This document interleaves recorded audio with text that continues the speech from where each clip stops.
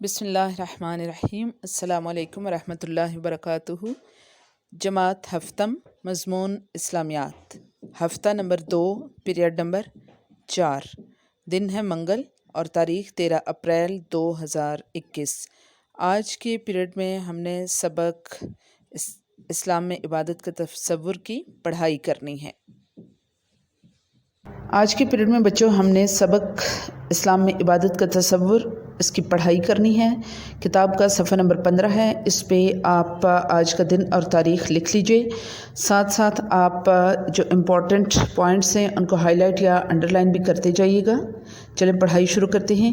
اسلام میں عبادت کا تصور بہت وسیع ہے۔ اگرچہ اسلام نے نماز، زکوٰۃ، روزہ اور حج کے ذریعے عبادات کا جامع نظام دیا ہے، اس کے علاوہ دیگر اخلاقی، معاشی اور معاشرتی تعلیمات پر عمل کرنا بھی عبادت ہے۔ علاوہ ازیں حقوق العباد کی ادائیگی بھی اللہ تعالیٰ کی عبادت ہے۔ یعنی یہاں سے پتہ کیا چلتا ہے کہ اسلام کے اندر صرف نماز، روزہ، حج اور زکوٰۃ جو مخصوص ہماری مذہبی عبادات ہیں وہی عبادت نہیں ہیں، بلکہ جو کام بھی اللہ سبحانہ وتعالیٰ کے احکام کو مد نظر رکھ کر کیا جائے گا اور رسول اللہ صلی اللہ علیہ وسلم کے طریقے کے مطابق ہوگا، اس کا بھی ثواب ملتا ہے اور وہ بھی گویا عبادت ہے۔ اللہ تعالیٰ نے انسانوں اور جنوں کو اپنی عبادت کے لیے پیدا فرمایا ہے۔ اللہ تعالیٰ کا ارشاد ہے، وَمَا خَلَقْتُ الْجِنَّ وَالْإِنسَ إِلَّا لِيَعْبُدُونِ، اور میں نے جنوں اور انسانوں کو اس لیے پیدا کیا ہے کہ میری عبادت کریں۔ تو یہاں سے کیا پتہ چلتا ہے کہ انسان کا دنیا میں آنے کا مقصد کیا ہے؟ اللہ تعالیٰ کی عبادت، صرف اور صرف اللہ تعالیٰ کی عبادت۔ اب یہاں یہ سمجھنے کی ضرورت ہے کہ عبادت سے مراد یہ نہیں ہے کہ صرف ہم ہر وقت جو نماز پہ بیٹھ کے نماز پڑھتے رہیں یا نوافل پڑھتے رہیں، بلکہ اپنی پوری زندگی کو اللہ سبحانہ وتعالیٰ اور رسول صلی اللہ علیہ وآلہ وسلم کی، اللہ تعالیٰ کے احکام اور رسول صلی اللہ علیہ وسلم کے مبارک طریقے کے مطابق گزارنا عبادت ہوگا۔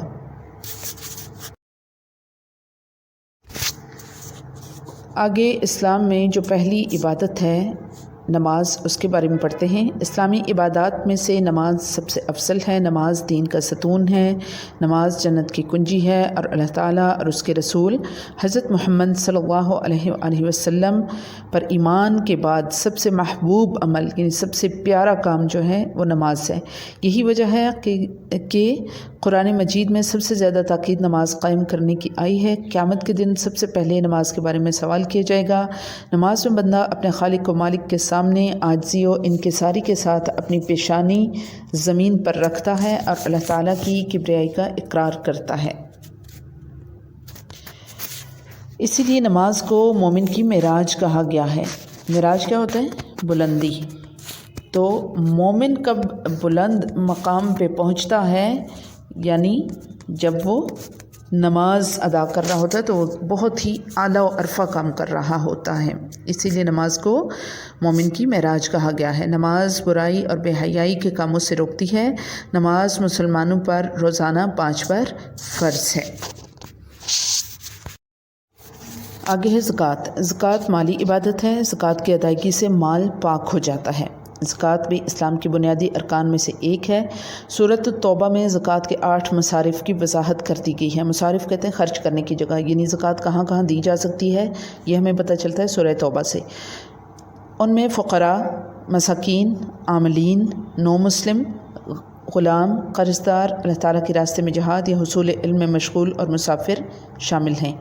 باقی تو آپ کو سمجھ آ رہی ہوگی فقراء کون ہوتے ہیں، مساکین وغیرہ۔ عاملین کہتے ہیں بچوں جو گورنمنٹ کی طرف سے زکوٰۃ کلیکٹ کرنے کے لیے لوگ مقرر ہوتے ہیں، تو ان کی سیلری، ان کی تنخواہ وغیرہ زکوٰۃ میں سے ہی ہوتی ہے، تو اس لیے وہ بھی اس میں شامل ہیں کہ جہاں زکوٰۃ خرچ کی جا سکتی ہے۔ اللہ تعالیٰ کے عطا کردہ رزق میں سے اس کی رضا کی خاطر اس کے راستے میں مال خرچ کرنا بہت اعلیٰ عبادت ہے۔ اپنا صفحہ پلٹ لیجئے، صفحہ نمبر 16 کی طرف آ جائیں۔ اللہ تعالیٰ نے قرآن مجید میں نماز کے ساتھ زکوٰۃ کی ادائیگی کا حکم دیا ہے۔ جو لوگ اللہ تعالیٰ کی راہ میں مال خرچ نہیں کرتے ان کو قیامت کے دن سخت عذاب ہوگا۔ زکوٰۃ کا سب سے اہم فائدہ یہ ہے کہ معاشرے میں محبت، ہمدردی اور امن و سکون کی فضا پیدا ہوتی ہے۔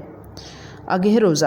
روزہ بھی اسلامی عبادات میں سے ایک اہم عبادت ہے۔ حضرت محمد صلی اللہ علیہ وآلہ وسلم کا ارشاد ہے کہ اللہ تعالیٰ کو روزہ دار کے منہ کی بو مشک کی خوشبو سے زیادہ پسند ہے۔ یہ ایسی عبادت ہے جس میں ریاکاری یا دکھلاوا نہیں ہوتا، اسی لیے اللہ تعالیٰ فرماتے ہیں کہ روزہ میرے لیے ہے اور میں ہی اس کا اجر دوں گا۔ جب رمضان المبارک کا مہینہ آتا ہے تو جنت کے دروازے کھول دیے جاتے ہیں اور جہنم کے دروازے بند کر دیے جاتے ہیں اور شیطان جکڑ دیے جاتے ہیں، یعنی قید کر دیے جاتے ہیں۔ قیامت کے دن جنت کے 8 دروازوں میں سے ایک دروازہ صرف روزہ داروں کے لیے مخصوص ہوگا۔ اس کے بعد ہے حج۔ حج ایک مالی اور بدنی عبادت ہے۔ یہ اسلام کا اہم رکن ہے اور ہر صاحب استطاعت مسلمان پر زندگی میں ایک بار فرض ہے۔ آپ صلی اللہ علیہ وسلم کا ارشاد ہے کہ جس نے اس طرح حج کیا کہ گناہوں اور فضول باتوں سے بچا رہا تو وہ پچھلے گناہوں سے بالکل پاک ہو جاتا ہے۔ حج ایک ایسی جامع عبادت ہے جس میں تمام دیگر عبادات کی روح شامل ہے۔ حج کا ہر مرحلہ روحانی اور اخلاقی تربیت کا حامل ہے۔ حج کے عظیم الشان اجتماع سے امت مسلمہ کی شان و شوکت کا اظہار ہوتا ہے اور اتحاد و یگانگت کا عملی مظاہرہ بھی۔ حج کا اصل فائدہ روحانی تربیت ہے۔ یہ قرب الہی کا بہترین ذریعہ ہے۔ درج والا عبادات کے علاوہ، یعنی اوپر جتنی ہم نے پڑھ لی ہیں ان کے علاوہ، اسلام میں تبلیغ دین اور جہاد فی سبیل اللہ بھی بہت بڑی عبادات ہیں۔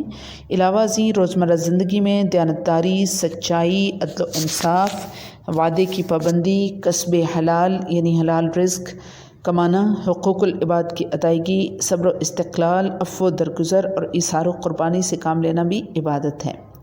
غیر مسلموں سے حسن سلوک اور جانوروں پر رحم کرنا بھی نیک اعمال ہیں اور عبادت کے زمرے میں آتے ہیں۔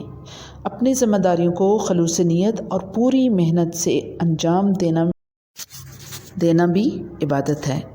غرض کوئی کام بھی اللہ تعالیٰ کی رضا کے لیے کیا جائے اور نبی صلی اللہ علیہ وآلہ وسلم کے اسوہ حسنہ کو سامنے رکھ کر کیا جائے تو عین عبادت ہے۔ اب بچوں، آپ کا گھر کا کام یا ہوم ورک کیا ہے؟ وہ یہ ہے کہ آپ نے کم از کم 2 دفعہ اس سبق کی ریڈنگ خود کرنی ہے، ٹھیک ہے؟ اور امپورٹنٹ پوائنٹس جو آپ نے کچھ ابھی انڈرلائن کر لیے ہوں گے، اگر نہیں کیے تو 2 دفعہ اور آپ پڑھیں گے اور ان کو انڈرلائن کر لیجیے گا، ٹھیک ہے؟ اللہ حافظ۔